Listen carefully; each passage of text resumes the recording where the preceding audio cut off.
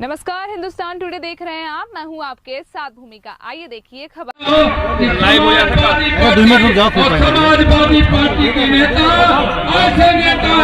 जैसा कि प्रचार का समय समाप्त हो चुका है, अब मतदान का कुछ घंटे समय शेष बचे हैं, तो आप जैसा कि अभी विपक्षी पार्टियों ने बताया कि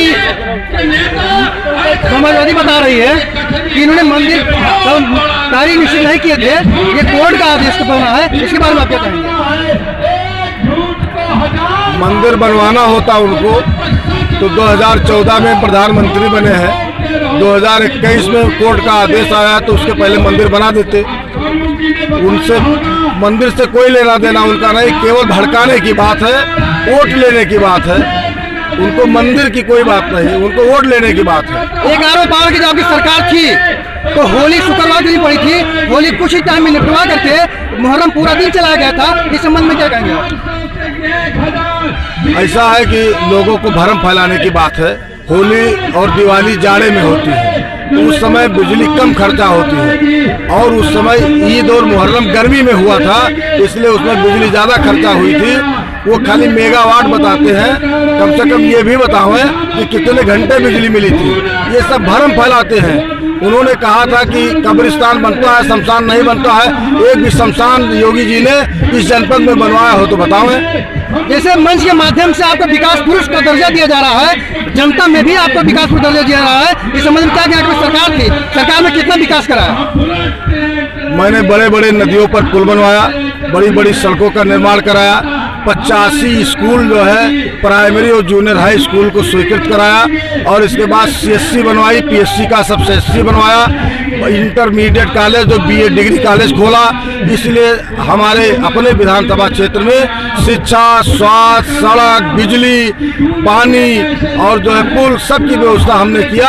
इसीलिए जनता जहां हम जाते हैं वहाँ लोग कहते हैं कि आपने ही सड़क बनवाई थी, आपने ही पुल बनवाया था, इसलिए वो विकास पुरुष के नाम से जानती है। विपक्षी कह रही है कि यह छुट्टा शान छुड़ा के स्लॉटर हाउस बंद करवाया है। इस संबंध में क्या कहें? छुट्टा जानवर है तो गौशाला बनवाया उन्होंने, तो उसमें गाय मर रही है, तो उसका चारा व्यवस्था की, पानी की व्यवस्था करना चाहिए, टीन सेट की व्यवस्था करना चाहिए, सफाई कर्मी की व्यवस्था करनी चाहिए।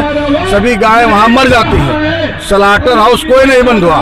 स्लॉटर हाउस बंद हुआ होता तो 24 लाख मीट्रिक टन गोमांस की बिक्री विदेशों में हुई है। भारत सरकार गोमांस बिक्री में विश्व में नंबर 1 पर है, तो स्लॉटर हाउस सबसे ज्यादा भारतीय जनता पार्टी के नेताओं के पास है, इसलिए स्लॉटर हाउस कहाँ बंद होगा? 2022 में आपकी सरकार आती है तो गरीब जनता के लिए, बेरोजगार के लिए, छात्रों के लिए क्या योजना लाएगी? 2022 में यदि मेरी सरकार आती है तो नौजवानों को रोजगार देने के लिए जगह जगह हम एग्री बिजनेस से उद्योग धंधे खुलवाने का काम करेंगे, और जो है और उनको नौकरी दिलाने का काम करेंगे।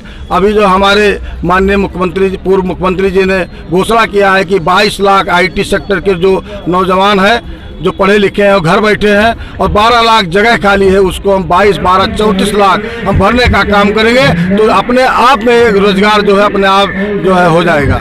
आखिरी पायदान पे आज चुनाव प्रचार का आखिरी दिन है और 27 को मतदान भी हो जाएगा। जनता से आपकी क्या अपील है? जनता से मेरी अपील है कि इस क्षेत्र में नौजवानों और किसानों के बदहाली के लिए और पूरे गरीबों के आंसुओं को पोंछने के लिए हमें समाजवादी पार्टी को आप वोट दीजिए, और मैं निश्चित रूप से आपके कटरा बाजार विधानसभा क्षेत्र को शिक्षित कटरा, विकसित कटरा, स्वच्छ कटरा हम बना करके देंगे।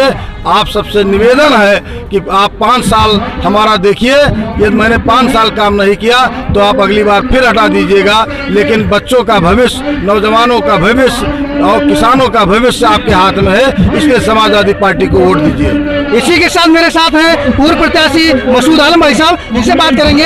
ये करें सब समाज मेरे साथ है, इस संबंध में क्या कहेंगे?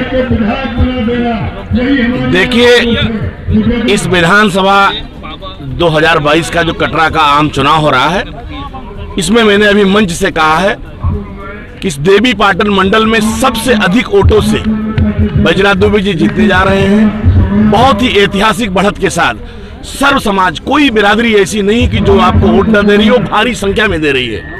इसलिए जैसा आप अभी बात कर रहे थे कि इस क्षेत्र को सिर्फ अगर विकास की किरण कहीं से दिखी है और जिसने विकास किया और जिससे विकास की आशा है इस क्षेत्र को, उस व्यक्ति को लिए जनता आतुर है कि 27 तारीख आए और हम यहाँ से उन्हें विधायक बना करके अपना प्रतीक चुन लें।